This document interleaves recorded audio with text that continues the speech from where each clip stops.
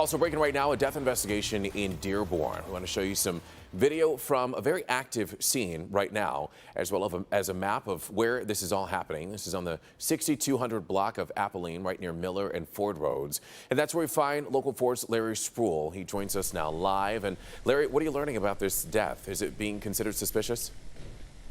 Well, good afternoon, Evrod. We do know that this is a suspicious death that police are now investigating here at this home here in this Dearborn neighborhood now. But take a look at the scene. You can still see a lot of police tape and police cars out here as well. Now, police units have been out here this morning. Our police sources say all of this is because of a suspicious death. We have brand new video into our newsroom of the scene. We're told police got the call around 8 o'clock this morning. Once again, our police sources tell us they are looking into a suspicious death that happened at this home on Apolline here in Dearborn. Now, I talked to several neighbors. They are taken back with the huge police presence out here. We usually never have problems like this. I'm very shocked that this happened across the street from my own house, because I've been living here for 24 years and nothing like this has ever happened. And I did talk to a spokesperson with Dearborn Police. They tell me that the police chief will release a statement later on this afternoon. I am working on that part of the story, all new tonight at 5. We are live in Dearborn this afternoon. Larry Sproul, Local 4. All righty, Larry, thank you for the update there. We want to get to even more breaking news now. It was a pretty scary morning in southwest Detroit as a natural gas leak sent these flames into the air. This happened in a neighborhood just near Michigan and Livernois. DTE officials saying that a worker was doing routine construction when there was an accidental ignition.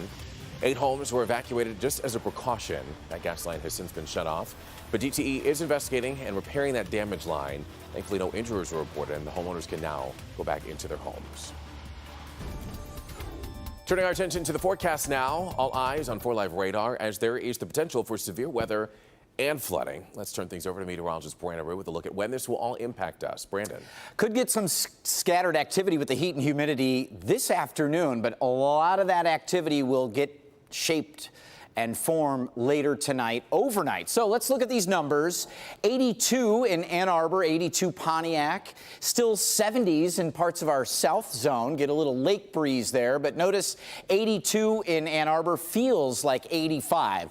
With the humidity, heat indices will be 3 or 4 degrees warmer than air temperatures, but after 2 or 3 o'clock, spotty rain and thunder showers. Could get a super soaker, an occasional strike of lightning out there, so nothing to certainly just watch and not pay attention to. It's the kind of thing where we tell you don't cancel your plans with this one, but later tonight and overnight, this is the real deal. We're talking about 1 to 3 inches of rain coming in, again, probably after sunset and into the overnight hours. So we have a little bit of a clearing here, some heating that will fuel some of these showers. And again, as anticipated, a lot of this wet weather will sort of converge as it comes in here. And one of our rain models here, especially south of 696, Evrod, the heaviest hit with that 1 to 3.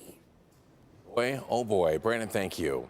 So you might want to allow some extra time if you're driving I-75 in Oakland County. Phase 3 of the major I-75 construction project started on Sunday. And this phase focuses on rebuilding the stretch between 8-mile and 13-mile roads. We do have a complete list of how to get around all this construction. Just go to clickondetroit.com for that. Want to get to a story that's developing right now out of Sterling Heights. A concert was canceled over the weekend, all after a mass shooting threat. Now, this was the message that was displayed outside of the Freedom Hill Amphitheater Sunday night after the concert forced the promoters to have to shut down the whole event. Local 4's Nick Monticelli joining us now with a look at how the Macomb County Sheriff is now responding. Good afternoon. The gates here at Freedom Hill never really opened for the general public yesterday as the concert was canceled with not a whole lot of time left to go. I used to feel so devastated. The headliners would have been Joey Bad, Expletive, and Flatbush Zombies. But yesterday morning, 2 different calls made by the same person threatening a mass shooting at the concert.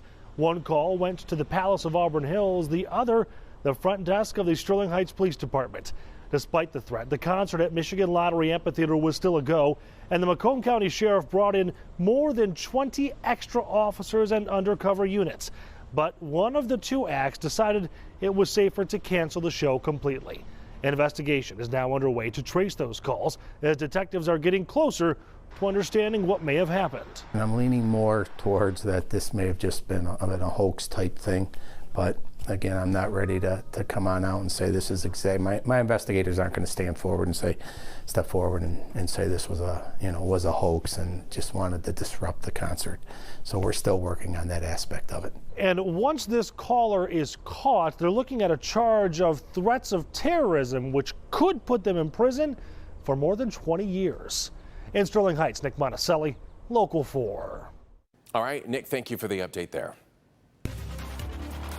Right now, we want to get to breaking news out of Washington, where the Trump administration is announcing rules to change enforcement of the Endangered Species Act. The new rules will take into account how much it costs to protect a particular animal species. Critics say the change disregards the effect of climate change on animal habitations. And the administration is also announcing new rules that could limit some legal immigration. The rules being announced today would deny green cards for legal immigrants who need public assistance. That would affect immigrants who use Medicaid, food stamps, or housing vouchers. The rules are intended to make sure that immigrants can support themselves financially, even if they have jobs and need only a small amount of government assistance. The new immigration rules would take effect in October. Back here at home now, the man who attacked and robbed his Clinton Township landlord was sent to prison this morning. This is 48-year-old Shane Fountain. He pleaded no contest to the charges of strangulation of a 27-year-old woman who faked being unconscious, and then he supposedly stole her wedding ring. This was last April. Police tracked him to Washington, D.C., where he was arrested, his victim saying that she still feels the pain of the attack. The sheer terror, confusion, and the feelings of violation that I felt then, I still feel today. I feared for my life. I truly thought I was going to die. I had no idea why. Shane Fountain was sentenced to serve 9 to 22.5 years in prison for the crimes he committed. All right, still to come here on Local 4 News at noon. Breaking developments as the Department of Justice investigates the death of Jeffrey Epstein. Just a little while ago, Attorney General William Barr spoke about the investigation. We'll tell you who Barr is now blaming for the death. But first, Bill Cosby's attorneys are expected to face a panel of judges today. Find out how his lawyers plan to try and overturn